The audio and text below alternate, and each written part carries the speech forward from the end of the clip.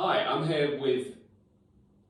Matt Hancock, and I'm here with Dan Harris, who's the founder and the CEO of Neurodiversity in Business. And we're having a chat because it's now 6 months since Neurodiversity in Business was formally set up. We had a great event here in the House of Commons, huge amount of cross-party support and support from business. And you've been going great guns, so tell me, give me an update. Yeah, Matt, it's been a whirlwind, and had really appreciated your support at launch, as well as our other cross-party MPs, Sharon and Lisa and Paul, for example. And it's been a whirlwind, to be honest, beyond my wildest expectations in terms of the quality and calibre of the corporate membership, but also importantly, the way that the ND ecosystem has coalesced around this topic. Yes. Beyond my wildest expectations, to be honest. Just the quality and the calibre of the corporate membership and their passion to create neuroinclusive workplaces, but also really importantly, the way the ND ecosystem has coalesced around this vision and this mission. Yeah. So it's been pretty full on, to be honest, Matt. And in practice, what does that mean? I mean, I remember you talking about the importance of, for instance, having ND blind applications and making sure that we get into the big corporates, into how they operate, not just so that they sign up to some event, but actually change the way they onboard talent who think in all sorts of different ways. Yeah, that's absolutely right. So there's an increasing impetus in our corporate membership now around actually having neuro-inclusive recruitment practices. Right.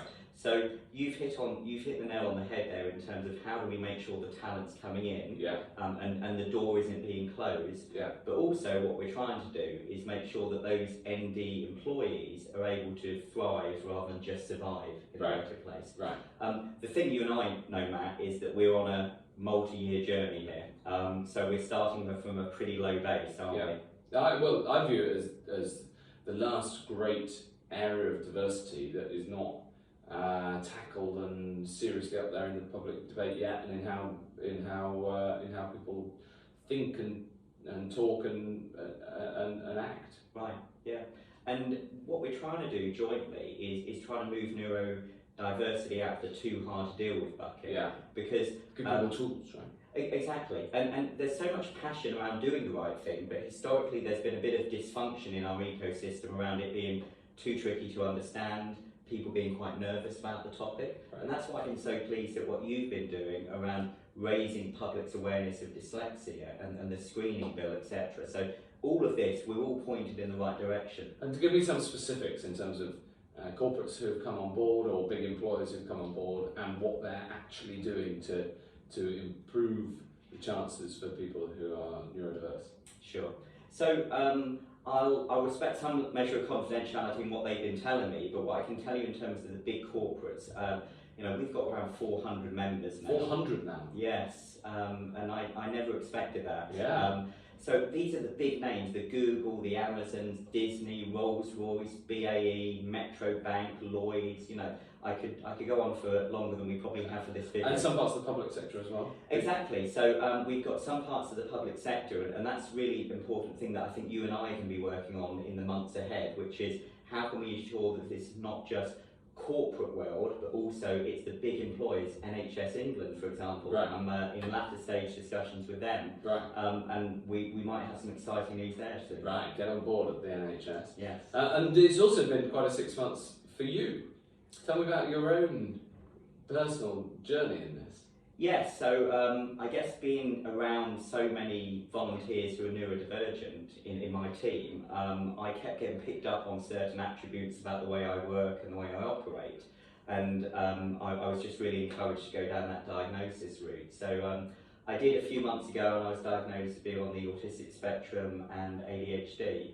And I was really proud to announce that publicly and be very vocal on that, because I wanted to show the corporate world and also other kind of neurodivergent employees that I got to where I got to because I am who I am, not despite it. So I may operate in a slightly different way from other people, but we're seeing corporate world understand that it's that diversity of thought that enables us to be delivering better outcomes. I really believe in that, and that was the same experience I had when I started talking about being dyslexic. Yes. So So congratulations. Thank you. Also well done on the coming out, right? Because it's very personal moment, isn't it? How do you feel about that? Very nervous. Yeah. I think that I bet you got a load of positive support. I did, and I ripped the band-aid off. So rather than wanting to have 30 or 40 different personal conversations, I just decided to announce it. And what I did as well, announce it publicly.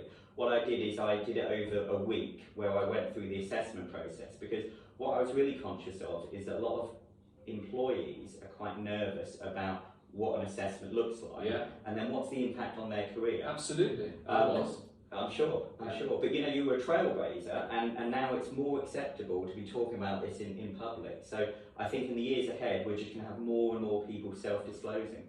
Let's hope so. So tell me, what does corporate membership look like? So I could talk about volumes, but that's probably not as interesting. I'll talk about the constitution of that membership. Yeah. So there's a danger in our community about top slicing. So we need to be really cognizant of the intersectionality around ethnicity, race, sexuality, gender, for example.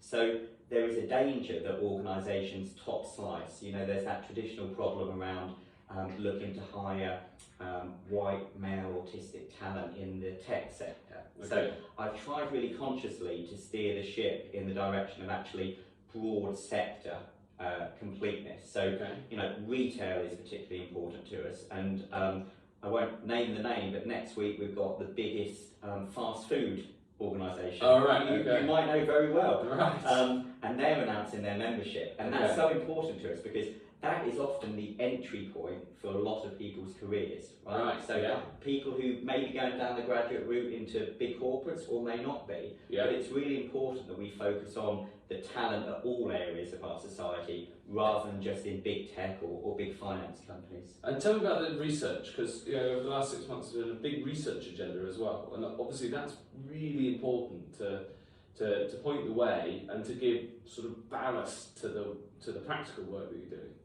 Yeah, that's right. And we're in this for the long term, aren't we? We want this to be a sustainable change in society. So I felt like the way that we could do that and accelerate progress is actually have an academic level rigour, because there's lots of surveys and studies that are out there in the public domain. But actually, if you get an academic institution, and we partnered with Birkbeck, they have an Institute of Neurodiversity at work, which is very well regarded. So we are leveraging the significant volume of our corporate clients, corporate members, and we are then also, we've got the support of the British Chamber of Commerce, the Institute of Directors, CIPD. So they'll be pushing this out across industry, and that will give us a unique data set. And obviously, once we've got that data set, it helps organisations and employees understand truly what does good look like. Because at the moment, a lot of what we do is well-intentioned, but it's on the basis of conjecture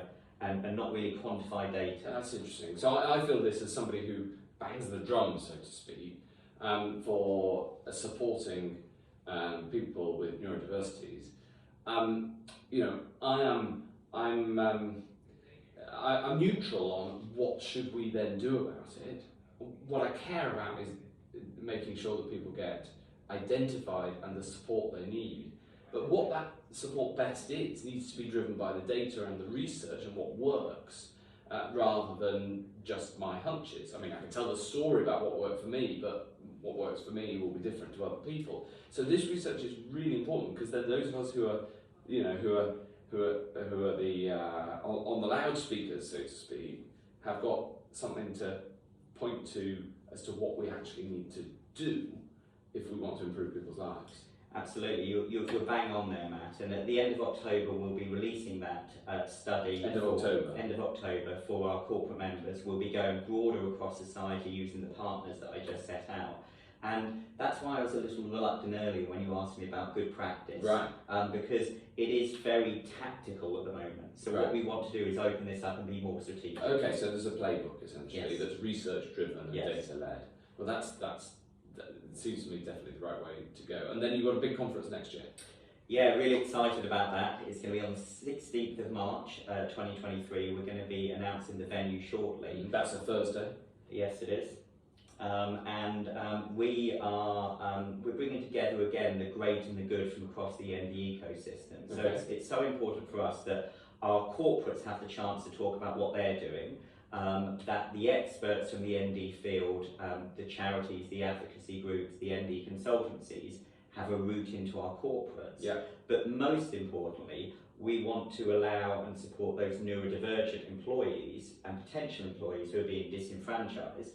We want them to have a route in to this world, this ecosystem, to amplify their voices. Okay, very good. Well, that's in my diary, Yes. 16th of March 2023. We're looking forward to It it. should be good. And you're also broadening out the support at the political level. That's right, yes. So really appreciative of Sadiq Khan, our mayor in London, his support. So meeting with him on the 25th of October. Okay. And that follows on from a debate in the London Assembly whereby I think his words was, it's a no-brainer to support NiB. Right. So we're going to be talking about a fairly ambitious strategy here, which is to make London the neuroinclusive capital of the world. Brilliant. Come on, Sadiq. Look, he's been so supportive so far, and I know from his personal passion on this topic, I'm 99.9% certain that he's going to be fully behind this. Okay, well, if he doesn't, you let me know and I'll get on to him. Because this is one of the real joys about this. This is a cross-party campaign. You know, there's no party politics in improving the lives of people who are neurodiverse and making sure people have more opportunity. It's it's the next great frontier in celebrating diversity of thought.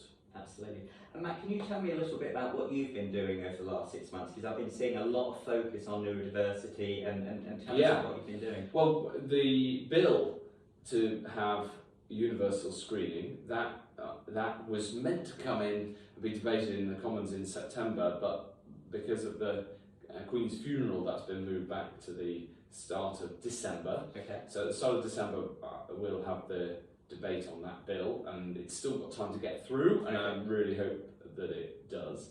So that's the first thing.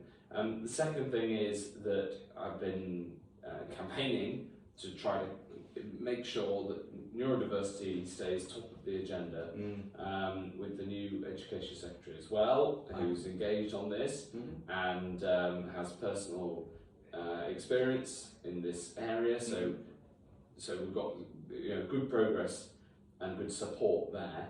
And what I want to see is all schools taking this very seriously, make sure there's the screening, and then all businesses understanding that it's good for business, right, if you have a diversity of in terms of the way people think. Yeah. And I think we're making some progress with that case, but you just got to keep marching forwards. And I think we talked about before, didn't we, Matt, around education and employment being effectively the other sides of the same coin. Yeah. We can't do one without the other, because if you are allowing certain types of students to be disenfranchised before they even get into that employment route, the door's closed forever. That's it. Yeah. So what's next? So we want to continue to grow the membership, because we know that actually this needs to be a collegiate effort. The more organisations are on board, the better. Yeah. We will be announcing the results of our academic research at our conference on the 16th of March. Yeah. And we've got a few really exciting things which we'll be announcing later in the winter, which are going to help transform that dysfunctional ecosystem around organisations who want to do good stuff, but don't necessarily have the access to good quality material, and also know who to partner with. So lots of exciting news to come. Okay, great stuff. Well, Dan Harris, thank you very much. I hope you've enjoyed listening to this podcast. It's an incredibly important and exciting agenda, where we're, I think, really making progress in changing the way that people think and giving people the tools to do the right thing, to support people so that everybody can make the most of their potential. So thanks very much for listening, and I look forward to talking about it again soon. Thank you, Matt, appreciate it.